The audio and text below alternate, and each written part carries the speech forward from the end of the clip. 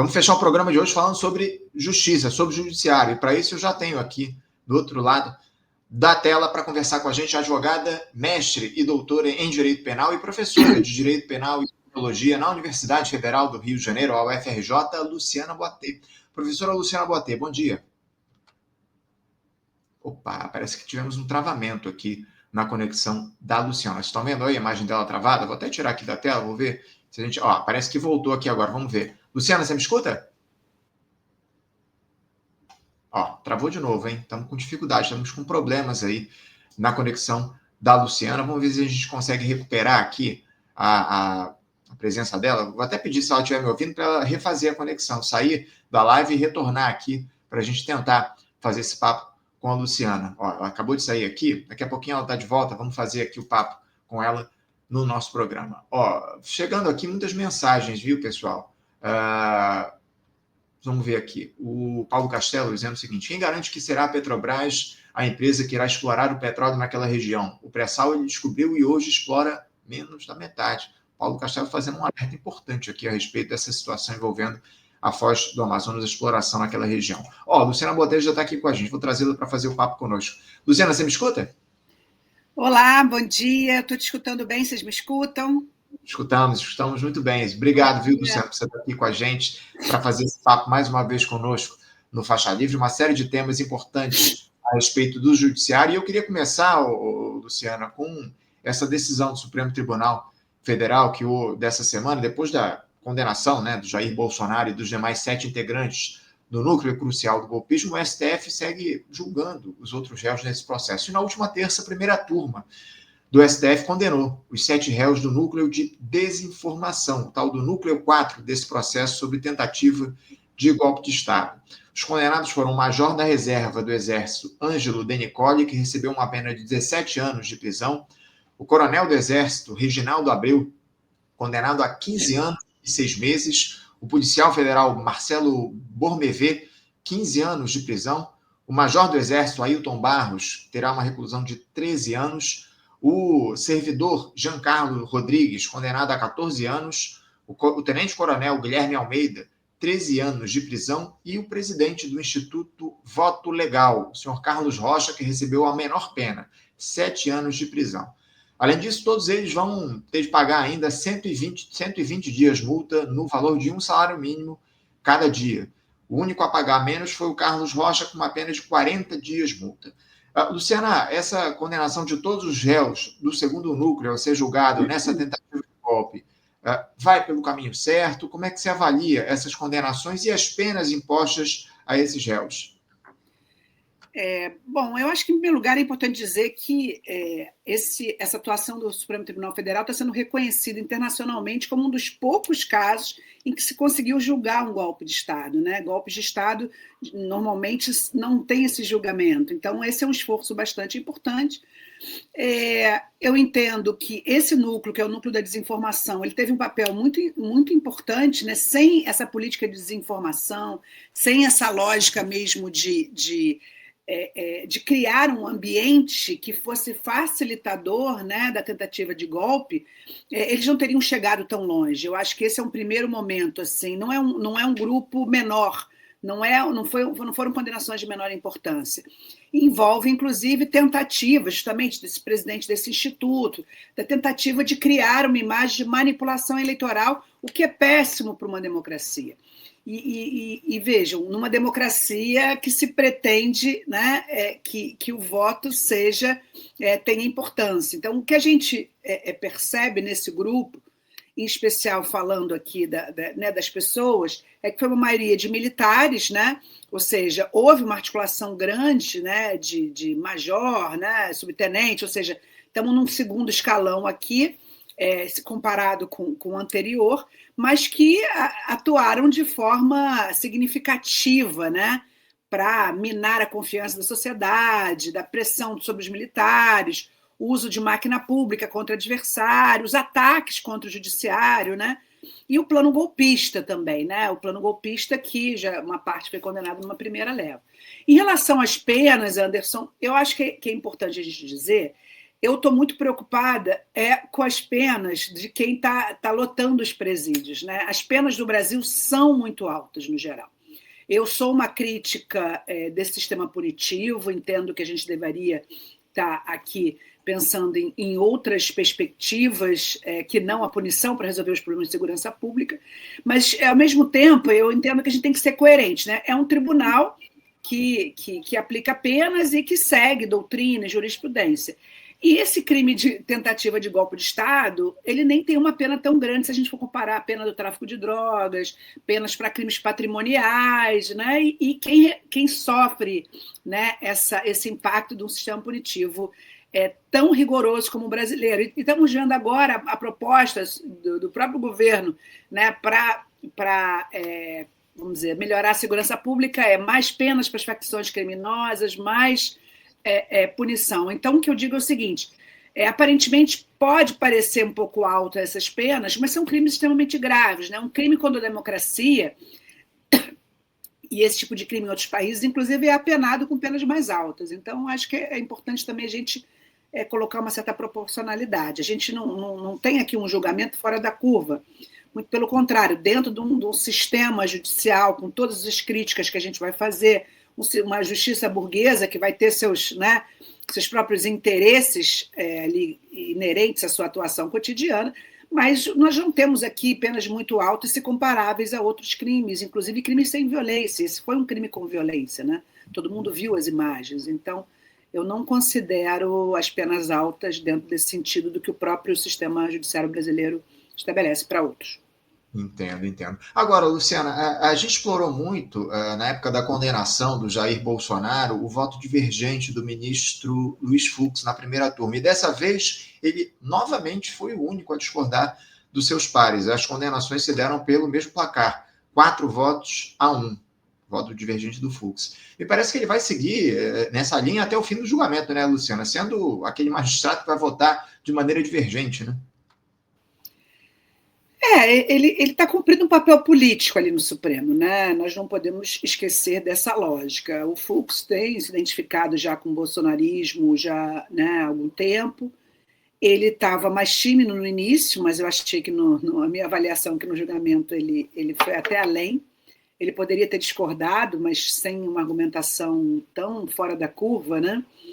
Então, nesse sentido, imagino que ele sim vai manter essa linha política e vai, enfim, ele tem ele tem um papel a ser cumprido ali no Supremo, né? E agora, mudando de turma, ele vai se aliar também, né, aos bolsonaristas da outra turma. Vamos aguardar. Mas esse papel do Fux é o esperado, né?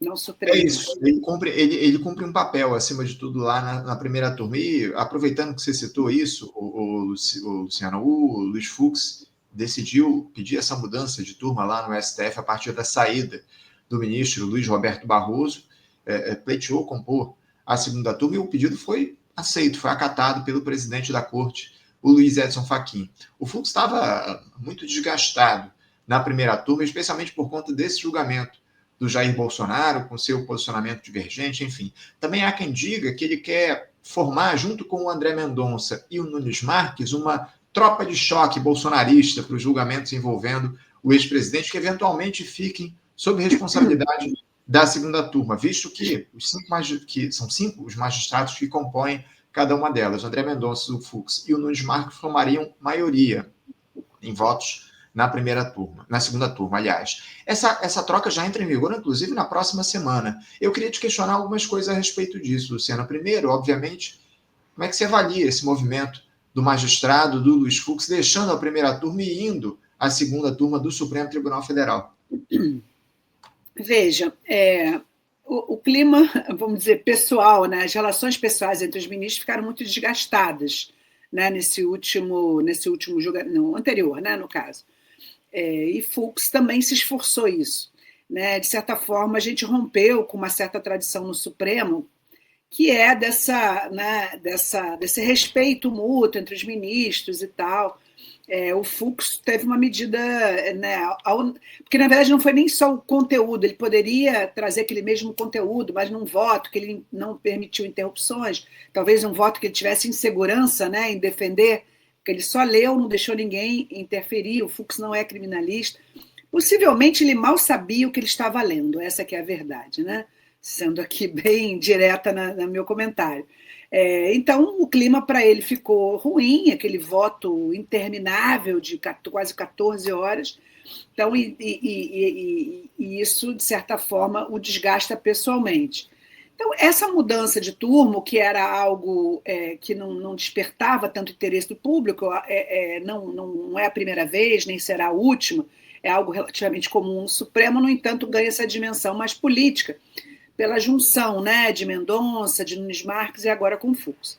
A questão é que o alinhamento, assim, apesar da gente poder fazer essa avaliação, de fato, terão maioria na segunda turma, etc., esse alinhamento jurídico ele não é automático, então ele vai depender do assunto também.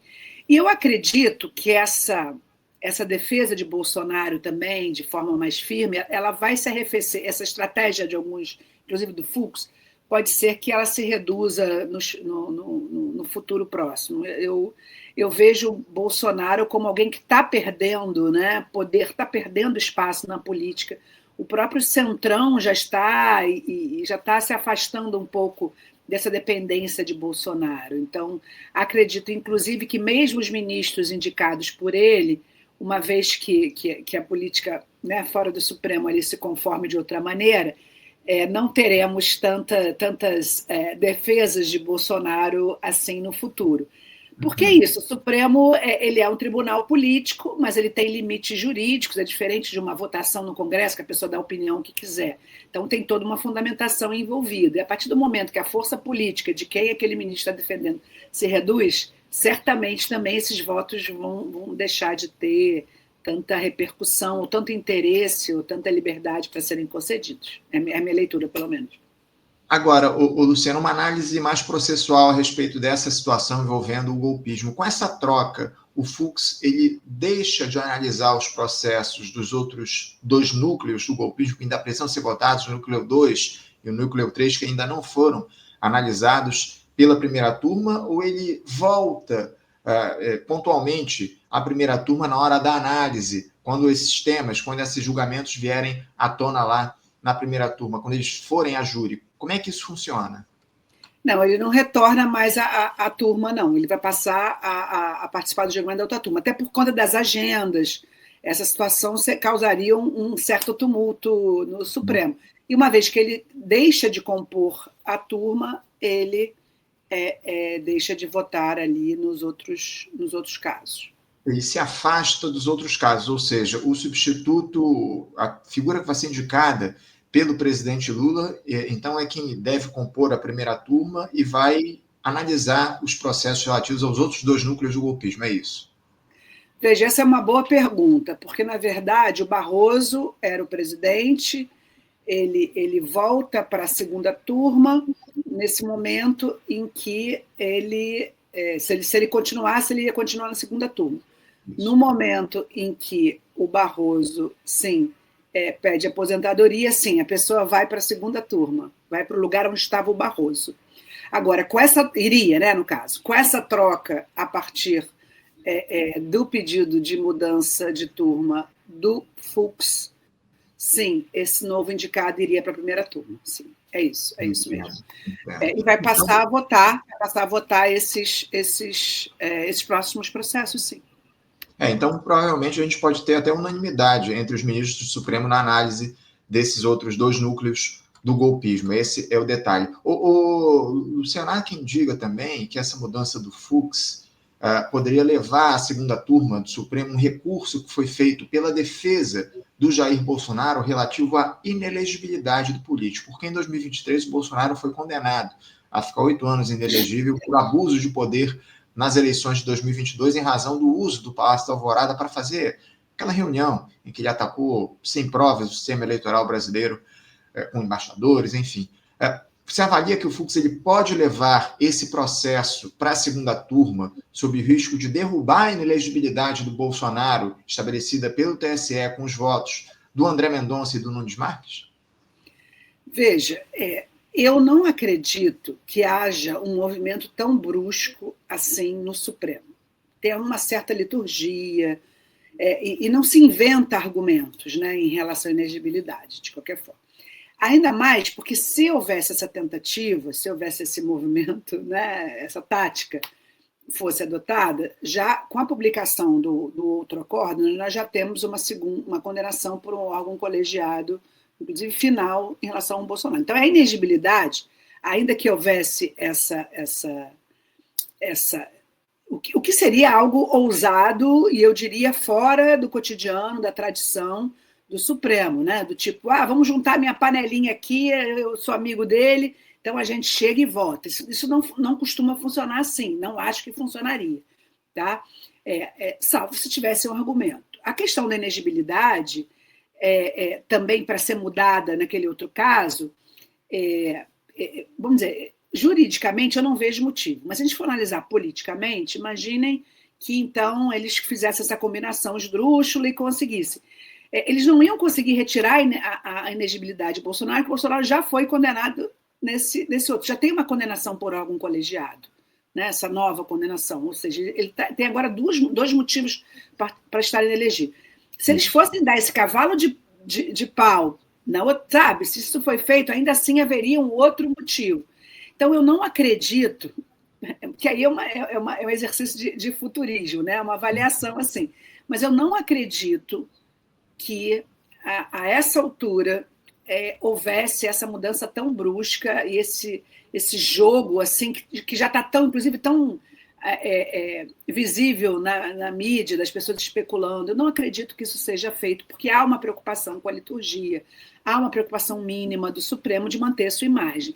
Se isso fosse feito, seria jogar totalmente a imagem do Supremo Tribunal no lixo, né? Desmoralizaria muito o tribunal. Porque, sim, é um tribunal político, mas é um tribunal jurídico também. Então, é claro que você poderia ter duas interpretações, mas você não pode... o Fux, inclusive, fez uma coisa que ele se expôs demais. Foi ler aquele voto que ele nem sabia o que ele estava lendo. Alguém escreveu, ele pediu para ninguém interromper. Enfim, ali já se mostrou, já foi horrível. Então, eu não acredito que agora as pessoas insistam nisso. Mas, de qualquer forma, como eu digo, ainda mais havendo já essa nova condenação, o que já não permitiria o efeito possível que se pense. Né? Ele estaria condenado agora pela lei da ficha limpa, acima de tudo, por conta dessa condenação. Aliás, ontem o acórdão foi publicado, começa a contar os prazos recursais e, muito provavelmente, ali no final de dezembro, início de janeiro, o Bolsonaro deve começar a cumprir a sua pena, não só o Bolsonaro, como os outros 7 procurar seu novo endereço, né?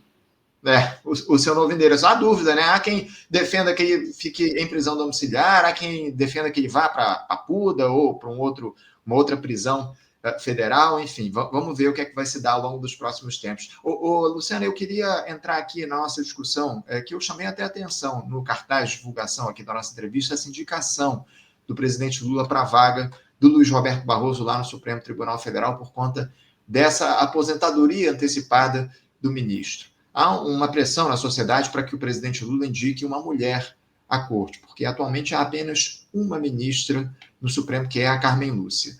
No entanto, o nome do Jorge Messias, que hoje é o atual advogado-geral da União, é dado como certo para essa indicação por sua lealdade ao presidente e também por facilitar, digamos assim, o diálogo entre o governo e os evangélicos no Supremo Tribunal Federal. Eu queria te ouvir a respeito disso. Primeiro, sobre os critérios que o presidente deve adotar para essa indicação tão importante à Corte Suprema no país e a importância ou não de se ter uma mulher como indicada a essa vaga no Supremo. Bom, em primeiro lugar, acho importante dizer que é uma indicação política, né? Tirando a idade e o notório saber jurídico, que são os dois requisitos formais previstos na Constituição, você não tem nenhum outro requisito. E depois, esse processo de indicação também passa, né, por uma comissão do Senado, que é quem vai dar o aceite, o agreement, a aceitação.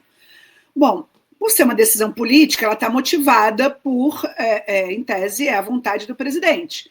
Mas a gente sabe que, em especial diante de tudo que o presidente Lula já passou, diante, né, em especial da Lava Jato, e da importância que o Supremo Tribunal foi ganhando na política, em especial nos últimos tempos, né, essa lógica da indicação, embora sempre tenha sido indicações de pessoas de confiança do presidente, vejam só, os governos Lula e Dilma é que, de certa forma, romperam com uma tradição que era de se indicar pessoas muito próximas. Por exemplo, né, no próprio o FHC, quando indica Gilmar Mendes, era seu advogado-geral da União também, como é o Jorge Messias hoje. Enfim, sempre, historicamente, na nossa República, sempre tiveram indicações políticas, embora uma ou outra pudesse ser de, vamos dizer, pessoas com menos contato político com o presidente que os indicou. O fato é que, nos governos Lula e Dilma, houve, ou pelo menos inicialmente, houve uma outra lógica de indicação, no sentido de magistrados, de pessoas que vieram da academia, com boa aceitação no mundo acadêmico e jurídico. Não é? O próprio Fux é um juiz de carreira, que era desembargador aqui no TJRJ, e foi indicado, né, pela Dilma por ser um juiz e ter uma reputação, né, de acadêmica. Ele era professor da UERJ, jurista, doutor em Direito, etc. Mas, sem dúvida, quando a questão política ela se torna mais relevante na atuação do Supremo, as indicações também passam a ser mais políticas. Então, Lula está seguindo uma tradição, vamos dizer assim, né, de indicar alguém de sua confiança, que é o Jorge Messias, que é uma pessoa considerada supercapacitada, como você disse, é evangélico, tem essa afinidade, talvez possa ter mais apoio na hora da sua aceitação pelo Senado, mas o fato é que, por ser político, a sociedade também está mobilizada. E o fato de não ter uma mulher, só termos tido indicada 3 mulheres, né, desde a história da fundação do Supremo, e hoje só haver uma ministra, é natural que haja essa pressão, em especial por uma mulher negra, uma vez que nunca houve indicação de uma mulher negra. Então, é muito legítimo, e eu acho necessário que a gente cobre do presidente essa coerência também com a própria seus compromissos de posse, com a diversidade, e isso nos impacta diretamente. São várias ações que tratam das questões relativas a direitos sexuais e reprodutivos, a própria ação, né, que pede a descriminalização do aborto. Ou seja, você tem um papel do Supremo hoje que também demanda esse aceno a mulheres, que representam a maioria dos eleitores do presidente Lula. Então, as mulheres tiveram um papel muito importante na sua reeleição, e é natural, e eu acho extremamente justo que se cobre, embora eu ache que já está decidido, como você falou, mas a legitimidade do movimento de mulheres, do movimento negro, de pedir a indicação de uma mulher negra competente, progressista, de confiança, com todos os requisitos, é extremamente necessário, e nós continuaremos fazendo isso. Eu acho importante dizer para toda a sociedade, que nós, mulheres, a população negra e todas as organizações populares, não mais aceitaremos calados quando vemos que espaços de poder estão sendo ocupados somente por homens brancos. Isso é uma disputa, e o Lula está acostumado a ser pressionado. Continuaremos pressionando. Se não for agora com o Messias, haverá novas vagas e continuaremos pressionando, pois há questões, sim, que, em especial, digo, como advogada, signatária dessa ação da DPF 442, que pede a descriminalização do aborto, faz diferença ser um homem, ser uma mulher. Também não pode ser qualquer mulher. Então, não é o fato de genérica, não é essa caracterização. Queremos uma mulher progressista, uma mulher competente, uma mulher alinhada, né, à política, né, do governo Lula. Eu acho que esse alinhamento ideológico e político ele é importante, mas nós entendemos que há candidatas super gabaritadas e que poderiam perfeitamente ser indicadas, inclusive no requisito confiança, porque quando também usa esse não, o Messias é da confiança do governo Lula. Quer dizer que o governo Lula não confia em uma mulher jurista?